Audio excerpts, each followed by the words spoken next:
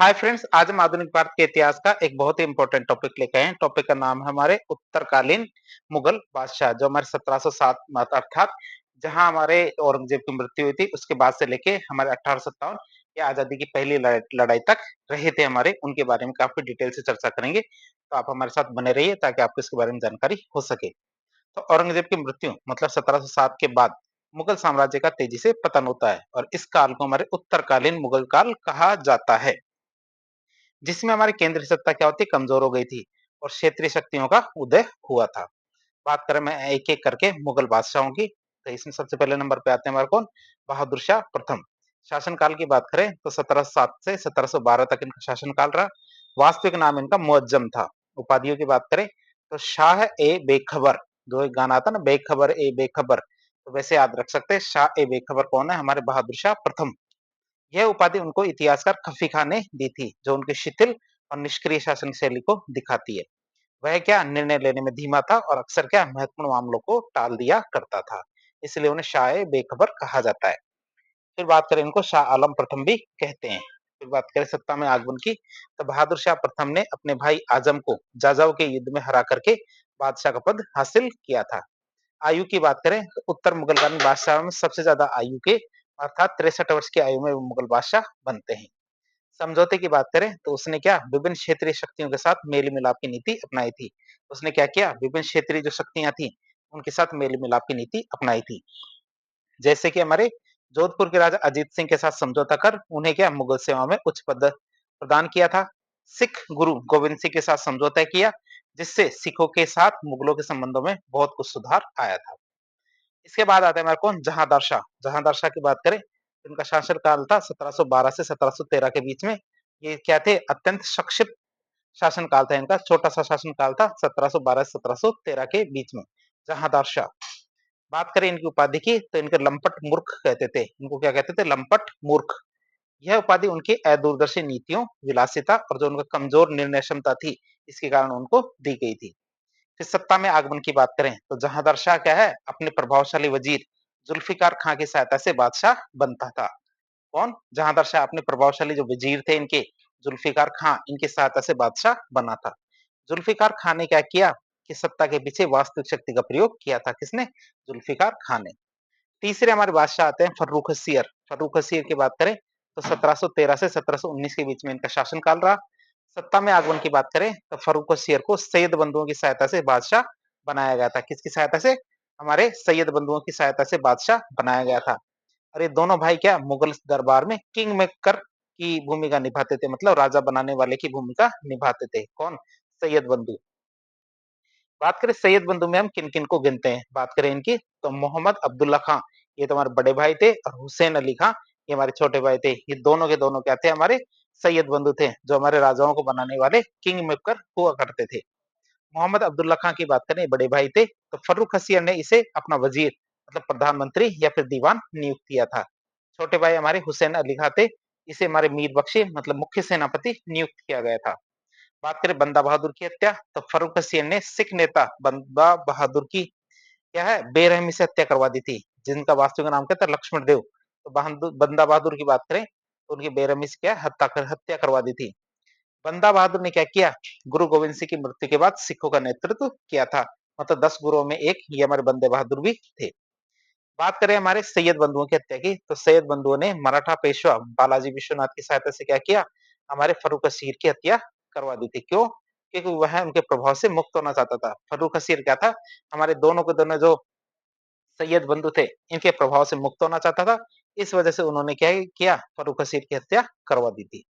उपाधि की बात करें तो फर्रुख हसीर को उनकी कायरता और कमजोर इच्छा शक्ति के कारण घृणित कायर के नाम से जाना जाता है। आप इसे याद रखेंगे, फर्रुख हसीर को क्या, उनकी कायरता और कमजोर जो इच्छा शक्ति है, इसकी वजह से उसे घृणित कायर के नाम से जाना जाता है। अगले हमारे मुगल बादशाह आते हैं रफी उद दरजात। क्या, रफी उद दरजात की बात करें तो इनका शासनकाल था क्या, फरवरी 1719 से जून 1719 तक, मतलब सबसे छोटा शासनकाल हमारे रफी उद दरजात का था। सत्ता में आगमन की बात करें तो सैयद बंधुओं ने फर्रुख हसीर की हत्या के बाद इसे शासक बनाया था। सैयद बंधुओं ने जब फर्रुख हसीर की हत्या कर दी तो उसके बाद हमारे रफी उद दरजात को शासक बनाया था। बात करें इनकी तो मराठों से इन्होंने संधि की थी। तो इसने क्या किया, मराठों से एक बहुत ही महत्वपूर्ण संधि की, जिसने क्या उन्हें दक्कन में चौथ और सरदेशों की कर वसूलने का अधिकार दिया था। फिर बात करें सबसे कम शासनकाल की, तो उत्तर मुगलकालीन बादशाहों में इनका शासनकाल सबसे कम था, जो भी मात्र कुछ महीनों तक ही रहा। इनके बाद हमारे बादशाह आते हैं कौन, रफी उद्दौला। रफी उद्दौला की बात करें तो हमारे जून से दिसंबर 1719 के बीच में इनका शासनकाल रहा। यह शासनकाल भी बहुत छोटा शासनकाल रहा है। सत्ता में आगमन की बात करें तो रफी उद्दरजात की मृत्यु के बाद सैयद भाइयों में ने क्या किया, इसे शासक बनाया था। फिर आते हैं हमारे मोहम्मद शाह रंगीला। मोहम्मद शाह रंगीला की बात करें तो 1719 से 1748 के बीच में इनका शासनकाल रहा। उपनाम की बात करें तो इसे रंगीला के उपनाम से जाना जाता है, जो उनकी विलासिता, कला और संगीत प्रेम और प्रशासन के प्रति जो इसकी उदासीनता है, इसको दिखाता है। नाम क्या है इनका, उपनाम रंगीला। रंगीला किस लिए दिया गया था उनको नाम, ये उनकी जो विलासिता, कला, संगीत प्रेम और प्रशासन में जो उनकी उदासीनता, इसके लिए उनको दिया गया था नाम। इस सत्ता में आगमन की बात करें तो मोहम्मद शाह रंगीला भी सैयद बंधुओं या सैयद भाइयों की सहायता से ही शासक बनता है। बात करें इनके समय क्या होता है, साम्राज्य का विघटन हो जाता है। बात करें इसकी तो इनके शासनकाल में हमारे मुगल साम्राज्य की क्या है, कई राज्यों में, स्वतंत्र राज्यों में विघटित हो गया था। क्यों, क्योंकि इससे क्या है, केंद्रीय सत्ता कमजोर पड़ गई थी। अब बात करते हैं मुगल साम्राज्य कई भागों में बट गया और वो से बहुत सारे स्वतंत्र राज्यों की स्थापना होती है। और उन स्वतंत्र राज्यों की क्रम देखें तो सबसे पहले हमारे हैदराबाद आते हैं, जिसकी स्थापना किसने की थी, चिनकिलिच खान ने, अर्थात निजाम उल मुल्क। चिनकिलिच खान का दूसरा नाम क्या था, निजाम उल मुल्क। तो उन्होंने हैदराबाद की स्थापना की। फिर आता अवध। अवध का संस्थापक कौन था, सादत खां, जिसे क्या बुरहानुल मुल्क के नाम से भी जाना जाता है। बंगाल की बात करें, बंगाल की स्थापना हमारे मुर्शिद कुली खान ने की। कर्नाटक की बात करें तो कर्नाटक की स्थापना हमारे सादत उल खान ने की। भरतपुर के जाट वंश की स्थापना बदन सिंह ने। रुहेलखंड की बात करें तो इस संस्थापक कौन थे, अली मोहम्मद खां और उनके पिता वीर दाऊद। आप इसे याद रखेंगे कि मुगल साम्राज्य कुछ भागों में बढ़ जाता है और वहां क्या है, स्वतंत्र राज्यों की स्थापना होती है। फिर बात करें इनके समय पर विदेशी आक्रमण हुआ था, जैसे हमारा नादिर शाह का आक्रमण हुआ था 1739 में। तो ईरान के शासक थे नादिर शाह, तो उन्होंने दिल्ली पर आक्रमण कर दिया था। फिर बात करें अहमद शाह अब्दाली की, तो इनका पहला आक्रमण होता है हमारे 1748 में। अफगानिस्तान के अहमद शाह अब्दाली ने भी 1748 में दिल्ली पर आक्रमण किया था। तो दो आक्रमण होते हैं इनके समय पे 1739 में, एक तो नादिर शाह का आक्रमण और 1748 में अहमद शाह अब्दाली का आक्रमण। बात करें हमारे करनाल के युद्ध की, करनाल का युद्ध होता है हमारे 24 फरवरी 1739 में। इसकी बात करें समय था हमारा 24 फरवरी 1739। पक्ष थे हमारे कौन कौन, मतलब युद्ध किन किन के बीच होता है, नादिर शाह, ये तो हमारे ईरानी शासक थे। दूसरी तरफ थे हमारे मुगल सेना, जो हमारे किसकी, मोहम्मद शाह रंगीला की सेना। दोनों के बीच में युद्ध होता है, मतलब नादिर शाह और मुगल सेना के बीच में युद्ध होता है। दिल्ली का शासक की बात करें, युद्ध के दौरान दिल्ली का शासक मोहम्मद शाह रंगीला था, जिस दिन युद्ध चल रहा था। मुगल सेनापति कौन थे, मुगलों की तरफ से हमारे चिनकिलिच खां, जिसे निजामुल मुल्क के नाम से भी जाना जाता है। तो उन्होंने क्या किया था, मुगल सेनापति के रूप में इस युद्ध में भाग लिया था। परिणाम की बात करें तो करनाल के युद्ध में क्या होता है, मुगल सेना करारी रूप से हार जाती है। मुगल सेना की करारी रूप से हार होती है। सादत खां की बात करें तो इस युद्ध में सादत खां की क्या भूमिका थी, चिनकिलिच खां ने नादिर शाह को 50 लाख रुपए देकर दिल्ली वापस जाने का प्रयास किया था। क्या, दिल्ली वापस जाने का प्रयास किया था किसने, चिनकिलिच खां ने।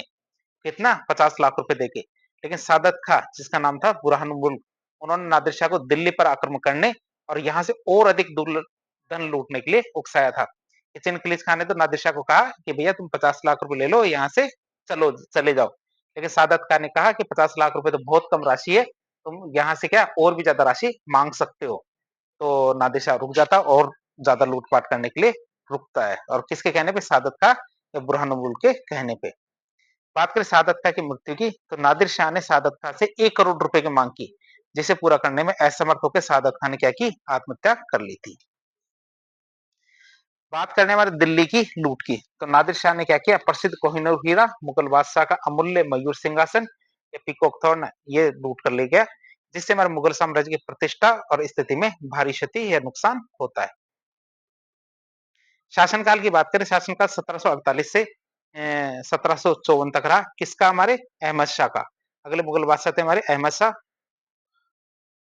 अहमद शाह की बात करें,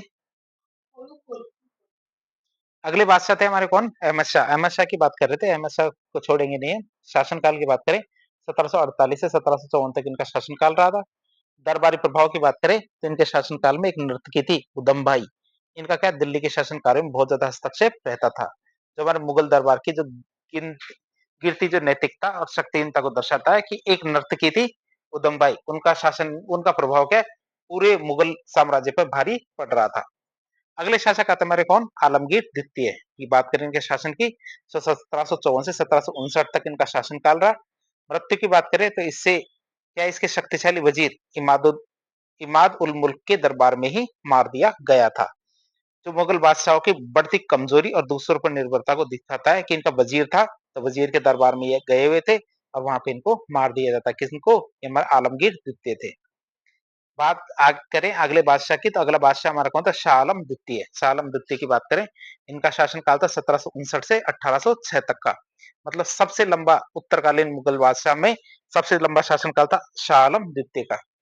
खास खास घटनाओं की बात करें इनके शासन काल में कौन कौन सी घटी थी? एक हमारे बक्सर का युद्ध होता है, तो इसने क्या किया? अवध के नवाब शुजाउद्दौला और बंगाल के अपदस्थ नवाब थे मीर कासिम, दोनों के साथ मिले। आगे हम इसके बारे में पढ़ेंगे। इन दोनों के साथ मिलकर ये क्या करते हैं? अंग्रेजों के खिलाफ बक्सर के युद्ध भाग लेते हैं, जिसमें क्या है संयुक्त सेना की हार होती है। मतलब इन तीनों की सेना थी ना, शुजाउद्दौला, हमारे मीर कासिम और एक तरफ कौन थे? हमारे शाह आलम द्वितीय। तीनों एक साथ तरफ लड़ते हैं, फिर भी क्या अंग्रेजों को नहीं हरा पाते। फिर बात करें इनसे इलाहाबाद की संधि की जाती है, तो बक्सर के युद्ध के बाद इनसे क्या अंग्रेजों के ने इलाहाबाद की संधि की थी।